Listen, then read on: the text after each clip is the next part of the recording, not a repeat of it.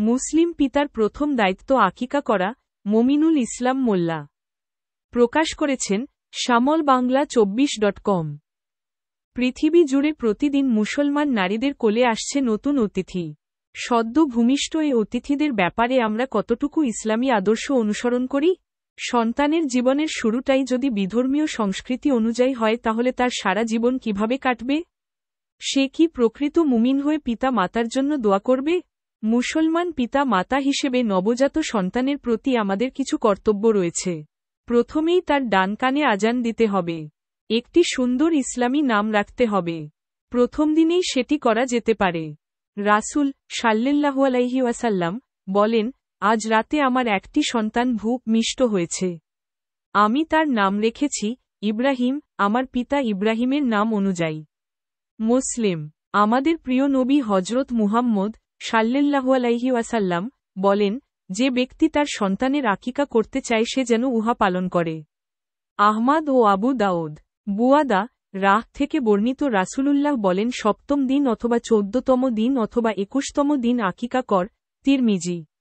আমাদের সমাজে প্রচলিত রয়েছে সপ্তম দিন আকিকা করতে না পারলে যে কোন দিন করা যাবে।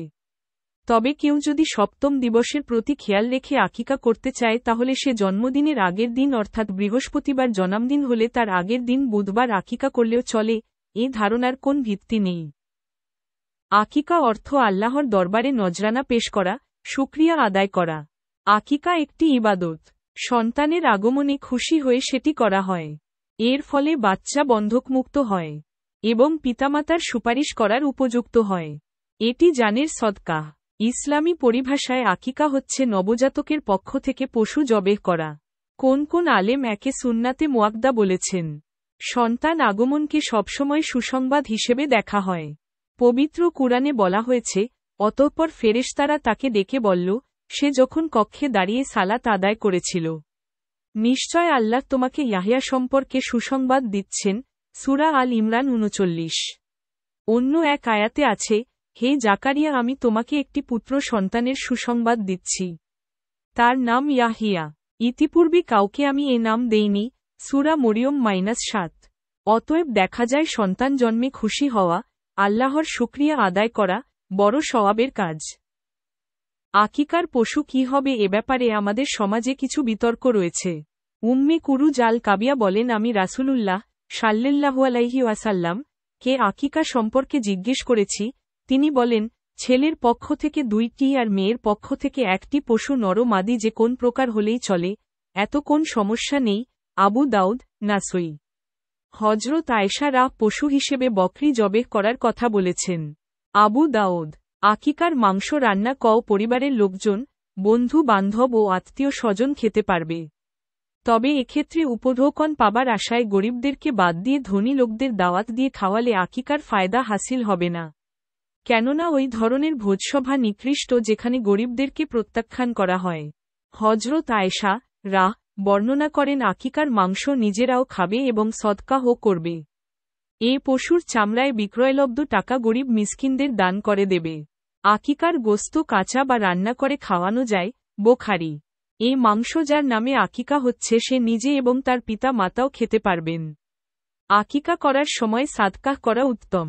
হযরত আনাস হতে বর্ণিত, রাসূলুল্লাহ সাল্লাল্লাহু আলাইহি ওয়াসাল্লাম সপ্তম দিন হাসান ও হুসাইনের চুল কাটার নির্দেশ দেন এবং চুলের ওজন পরিমাণ রৌপ্য সদকা করেন।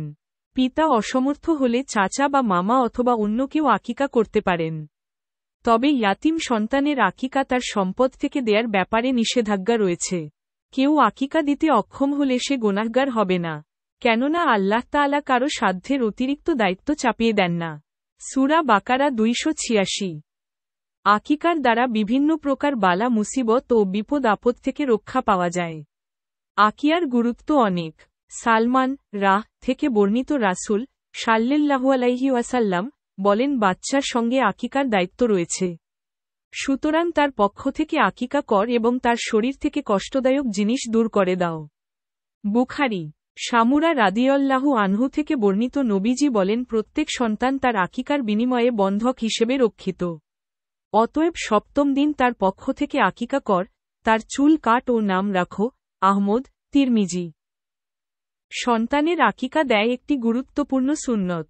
আমাদের সমাজে দেখা যায় আধুনিক পদ্ধতিতে সন্তান প্রসব করাতে গিয়ে বহু টাকা খরচ করা হয়।